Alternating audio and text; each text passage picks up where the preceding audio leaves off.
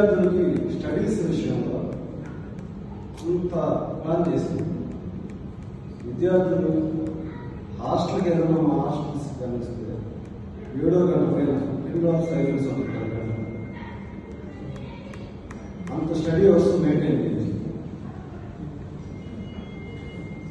ఎవరన్నా వచ్చినా కూడా అసలు ఒక సందర్భంలో మా కాలేజీ ఫంక్షన్ జరిగేటప్పుడు చాలా సజెషన్ సైంటిస్ట్ కాలేజీలో రోజు ఫంక్షన్ 2 రోజులు జరిగింది. మొదటి రోజు ఎవరు లేదు, స్టూడెంట్స్ లేదు. స్టూడెంట్స్ లేకుండా ఫంక్షన్ ఒక 5-6 మంది మాత్రమే పోయినాం. అప్పుడు ఇష్టం లేక ఆ ఫంక్షన్ మేము బయట చేసాం. ఏంటంటే ప్రిన్సిపాల్కి మాకు వచ్చిన ఘర్షణలో మేము ఫంక్షన్ అవాయిడ్ చేస్తాం. మేము చెప్పిన పద్ధతుల్లో జరుగుతాం. చూసి అక్కడ ప్రిన్సిపాల్ వీళ్ళంతా ఏంటంటే హాస్టల్ నైట్ వచ్చేటప్పుడు అర్థం కాదు, సైలెన్స్గా ఉంది. ఆయన ఇంత రీసెంట్గా కాలేజ్ స్టూడెంట్స్ చదువుకుంటాం ప్రిన్సిపాల్ గతంలో అడిగారు.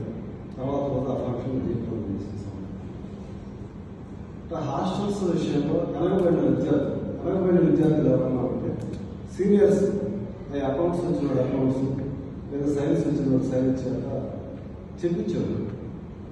ఇదేమని ఆ హాస్టల్లో కాలేజీలో టాపర్స్ ఎస్ఎఫ్ స్టూడెంట్స్ ఉండాలి. అదేవిధంగా ప్రతి ఒక్కరు పాస్ అవ్వాలి.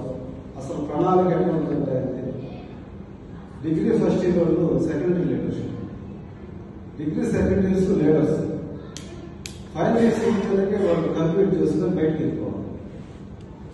అందరూ పాస్ అయిపోవాలి. అలా ఇంట్లో ఇబ్బంది అవుతుంది. ఈ విధంగా